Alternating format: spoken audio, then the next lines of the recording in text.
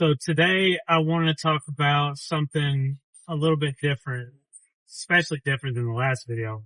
But so when I make my music, one of my processes is I want to write about things that really matter to me, right? Things that really bother me. I want to process them through my music. And one of the ways I do that is I'll think about one sentence and I'll sit on that sentence for a while, really ponder it and think about it and what kind of narrative I can make from that sentence and write more about it. Well, one sentence I wrote was the beginning of evil starts a lack of perspective. Now let's delve into that, right? What does that mean? So what is evil?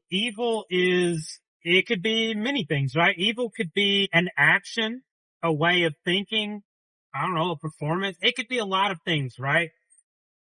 Some people like to believe evil is rooted in spirituality. Some people like to believe evil is something that could be done by anyone.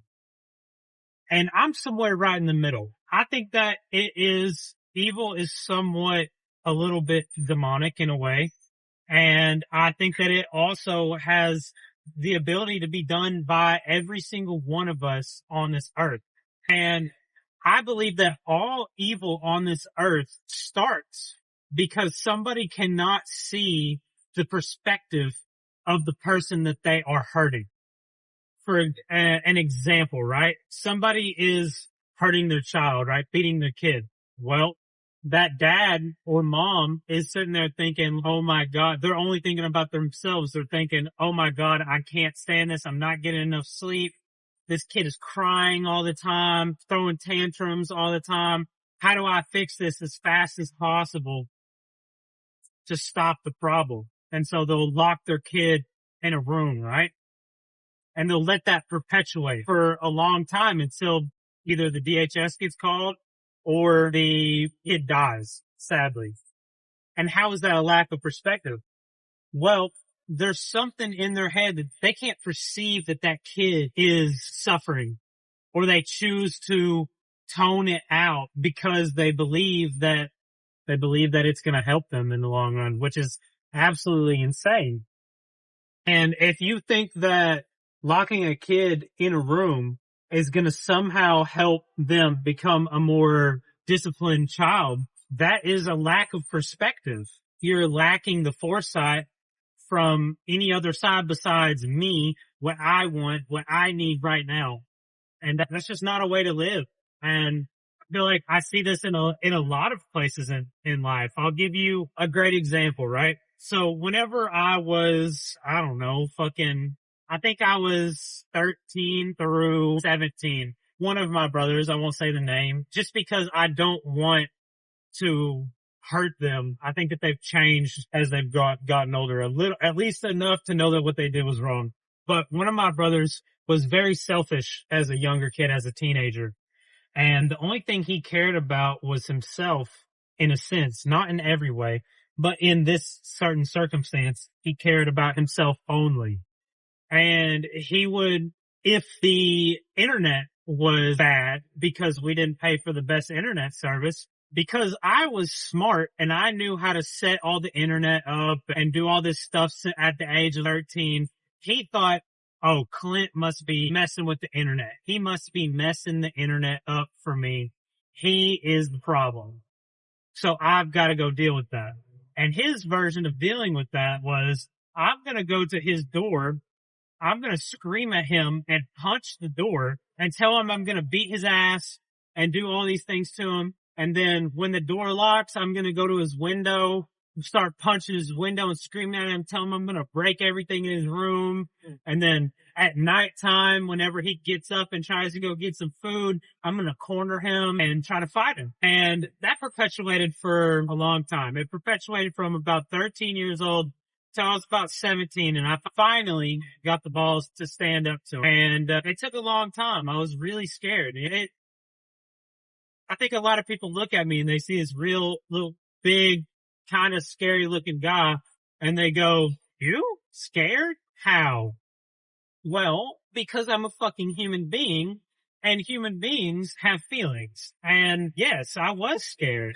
He was bigger than me at the time and could hurt me. I didn't want to get hurt. I'm a very caring person. I don't want to hurt people.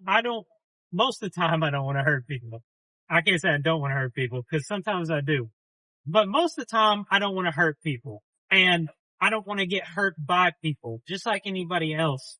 And that shit was just whack as fuck. And now to circle back, how is this a lack of perspective? Because whatever he had going on in his head, his selfishness, it clouded his judgment to the point to where he could not see the perspective of me. And I think he thought genuinely that maybe everyone was like him or everybody was like someone who did him wrong in his life. And so he couldn't even see from the perspective that somebody actually isn't trying to ruin his day, which is crazy to me. I don't understand that, but that's just the way he was. And by understanding his perspective, I was able to learn how to forgive him. And because I understood his perspective, I was able to forgive him with time and process that. I personally feel like that scenario, all those things that he did to me, honestly, were traumatic for me. It's just because it felt like a war zone in my own house. I fucking hated it. You know what I'm saying? And I just wanted a brother that treated me good. You know what I'm saying? And wanted to have fun with me and didn't want to attack me. And he couldn't see that. And that itself is a lack of perspective. And that goes all the way up to some shit ISIS. They cannot see from the perspective of anyone else, so they just reinforce their own beliefs to the point to where they're willing to cut the heads off of fucking innocent people. This shit is something that plagues society. It is like a mental virus. A lack of perspective is a mental fucking virus. And I don't know the answer for it, but I sure as hell know that acknowledging it is a step in the right direction. That's for sure. And that's part of the reason why I make videos like this, is to acknowledge things that I see in the moment. Things that maybe people are not willing to talk about. That's the whole reason why I started making music in the first place. At least part of the reason. But anyways, if you like the video, like it. I just love talking, even if I'm talking to no one. I love you all. Have a blessed day.